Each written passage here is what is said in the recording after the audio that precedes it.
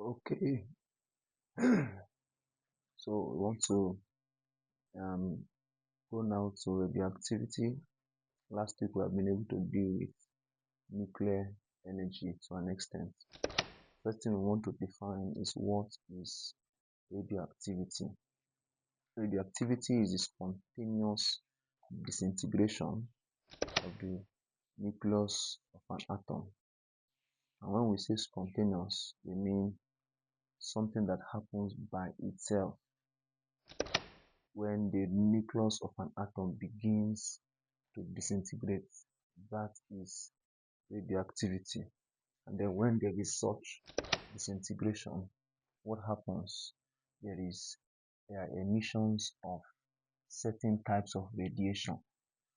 When radioactivity takes place, you are going to see that certain types of emissions are experienced. So this is disintegration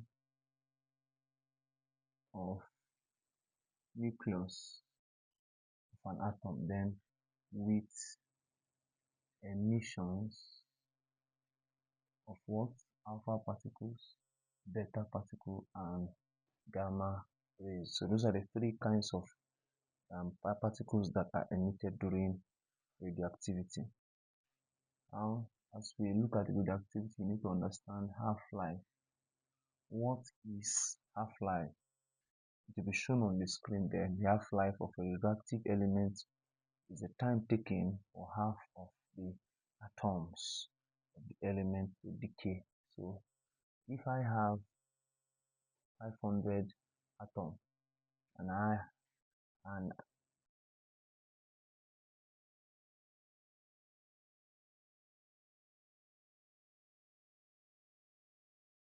originally I have 500 atoms, and then it takes probably about 3 days for me to have 250 atoms remaining. It will mean that the half-life is what? 3 days, because every 3 days half of my atom is going to disintegrate. It is the time it takes for half of the atom and elements to decay. And by decay, we mean lost or disintegrate. In radioactivity, we have a formula that helps us to deal with problems in radioactivity, and that formula says big N is equals to NO bracket 1 over 2 is to power N. This is the first key to calculating radioactivity decay. Then we also have small n equals to small t over t. So on the screen there, it will be shown that big N is remaining. This is what remains. NO, it is what? The original atom. So you look at this situation now. Original atom here is 500. What remains is 250. Are you seeing now? So then this small n here, the small n is actually number of half life. So if there are 4 half lives, I will have n has 4. The small t is time of decay, And then we also have capital T to the what? Half life. Once we know these things, it's going to be very, very easy for us to take some calculations on radioactivity. So we're going to take some calculations now. So we want to take question 1. Now the keys are already written at the right hand side, which you can see there. Half-life is capital letter T. Then number of half-life is small n. Time of decay, small t. Original atom is NO. The remaining atom is N. Let's take question 1. In 24 days, a radioactive isotope decreases in mass from 64 gram to 2 gram. What is the half-life of the radioactive element? The first thing we do in physics while calculating is to state our parameters. Number 1, we told us in 24 days, which means our time of decay is actually 24 days, because they say in that number of days. days. So that's the time of decay. It will decrease from 64 to 24. Original is 64. Remaining is 2. 64 to 2 grams, sorry. Then it says, what is the half-life of the radioactive material? What is? So half-life, capital T, is what you're looking for. As you can see, the parameters, they don't match up with it. So what do? I bring in my formula, which is N equal to NO 1 over 2 raised to power N. Do you have the remaining atom? Yes, 2. Do you have the original? Yes, 64. And once you can do these parameters, you can solve physics very well. But if you cannot do the parameters, bring the parameters out, you're not going to be able to solve your physics very easily. You must bring it out. It makes it clear. 1 over 2 raised to power small n. I'm looking for capital T, but I don't have that there. Now, remember that our formula, small n is equal to small t over big T. That is time of decay over half-life.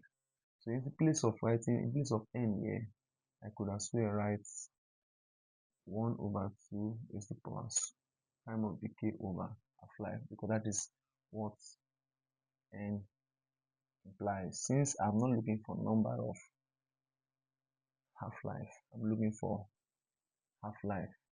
So I'll put in that because of the parameters I have. Now 64 will come over here to divide 2 over 64 is equal to 1 over 2 is the power small t over t. Now what is your time of decay? Time of decay is 24 days. So 24 over t. Don't be worried about that. 2 over 24 can divide itself. Now I have 1 over 32 equal to 1 over 2 is to the power 24 over t. I'm going to make 1 over 32 look like 1 over 2. So it's going to be 1 over 2 raised to power 5. That is 1 over 32. This is this. Because 1 raised to power 5 is 1. 2 raised to power 5 is 32. And then 1 over 2 raised to power 24 over half-life. If you look at this is an indices problem already. Since the base they are the same, you can equate the index. Since base is the same, you equate index. Index 5 equal to 24 over t half-life. Then you cross change the position. Many people do cross multiply is good. But then I prefer you cross change. If you can be cross multiplied, it means it can be cross change. What do I mean by cross change? The half-life comes here, the 5 goes down. So that's t is equal to 24 over 5. And of course, you get your answer 4.8 days. Good. So that's the solution to that problem. Question number 2. It says the half-life of a radioactive material is 6 equal to 24 over t half-life. Then you cross change the position. Many people do cross multiply is good. But then I prefer you cross change. If it can be cross multiplied, it means it can be cross change. What do I mean by cross change? The half-life comes here, the 5 goes down. So that's t is equal to 24 over 5. And of course, you get your answer 4.8 days. Good. So that's the solution to that problem. Question number 2. It says the half-life of a radioactive material is 6 hours. The half-life is 6 hours. So what is the quantity of 1 kg of the material? What quantity of 1 kg of the material would decay in 24 hours? What is half-life? 6 hours. I'm stating parameters now. Half-life 6 hours. What quantity of 1 kg of material? 1 kg of material is the original 1 kg. What quantity of this would decay in 24 hours? Of course, in that particular time of decay. What quantity would decay? The idea of what will decay is not what will remain. This is what remains. Decay is what lost. So if I'm going to get what will decay, I have to use the original minus what remains. Original minus remaining will give me what decay. Very simple. If I had 10 before original and 3 remains, how many is lost? How many has decayed? 7. So the question is asking us what quantity would have decayed. We're looking for what has decayed. How will you get this decay? That's the original minus remaining to get decay. So we are going to look for the remaining. After that, we now subtract the remaining from the original to get the decay. Of course, like I said, our formula stands. And what is that formula? Remaining equal to original times 1 over 2 raised to the power n. And of course, in this case, I'm not looking for number of half-life. So in place of it, I'm going to put the formula for small n. The formula for this small n is time of decay over half-life. So remaining n is equals to NO1 is the original, bracket 1 over 2.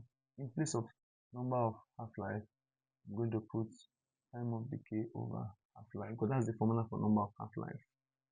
Okay, n is equals to 1 bracket 1 over 2. What is the time of decay? 24. What is the half-life? 6. So I have n equals to 1 times 1 over 2. 4 divided by 6 is 4. So n gives me 1 times 1 raised to the power 4 is 1. 2 raised to the power 4 is 16. So 1 times 1 over 16 gives me 1 over 16. So this is what remains. That's what remains. But then we're looking for the decay. Decay will be original minus what remains. That is original 1 is this minus what remains 1 over 16, which is 15 over 16 kg. 15 over 16, sorry, is the fraction that remains. How do we get that? You can get it by LCM, or simply put and use LCM. 1 minus 1 over 16, you get 15 over 16. Well, I will show you a very easier way to deal with subtraction of a fraction from 1. Subtraction of a fraction from 1. Now, if I have if I have 1 minus 1 over 8, the answer will be, since I have taken 1, I want to remove 1 out of 8. If I remove 1 out of 8 pieces, it's going to be 7 out of 8. Very simple. 8 minus 1, 7. 7 over 8. It applies 1 minus 6 over 7. If I remove 6 out of 7, it gives me what? 1 over 7. Very simple. If I remove 11 out of 15, what do I have remaining? 4 over. So this is a very, very simple way of subtracting any fraction from what? From 1. That's how we subtract any fraction from 1. Now we're moving to question number 3. I want you to follow put with the exercises. Like I said, once you can state parameters correctly, you'll be able to deal with the problems. Now, question 3. A radioactive sample initially contains n atoms. After 3 half-lives, the number of atoms that have disintegrated is dash. So what's the original atom? The original atom there is what? N. That's what they give us. Say n is what it has after 3 half-lives. When they say 3 half-lives, it means what? Number of half-lives has been given. We're already given a number of half-lives. So in this case, they give us the number of half-life, which is what? three, three half-lives. He said the number of atoms that have disintegrated is dash. How many have disintegrated? What is that? How many has been lost? How many has been lost? Now, original atom is n. Sorry for that. Original atom is n. So we're looking for how many is lost. So to get what is lost, like as we said, is what original minus remaining. This here is remaining, and we have to find the remaining before we can subtract to know what is lost or what has been disintegrated. Take notes, when they say disintegrate, it also means what has been lost or what has decayed. All the same thing. So how do we solve? I told you the same formula we use. Remaining is equals to original 1 over 2 raised to the power n. Do you have your small n in this case? Yes. So your remaining is equals to original here now is what? N. N is original 2 raised to the power 3. Because half number of half-life is 3. So 1 over 2 raised to the power 3 is 1 over 8. When you multiply it, you have n over 8. Now if n over 8 is what remains, we're looking for what is lost. So lost is what?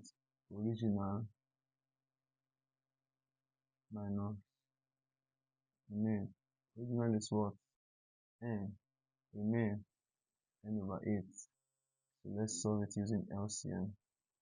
LCM of 1 and 8 is 8.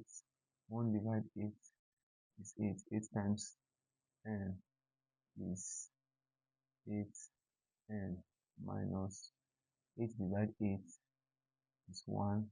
1 times n is n. 8n minus n will give us 7n over 8. So this is what is lost.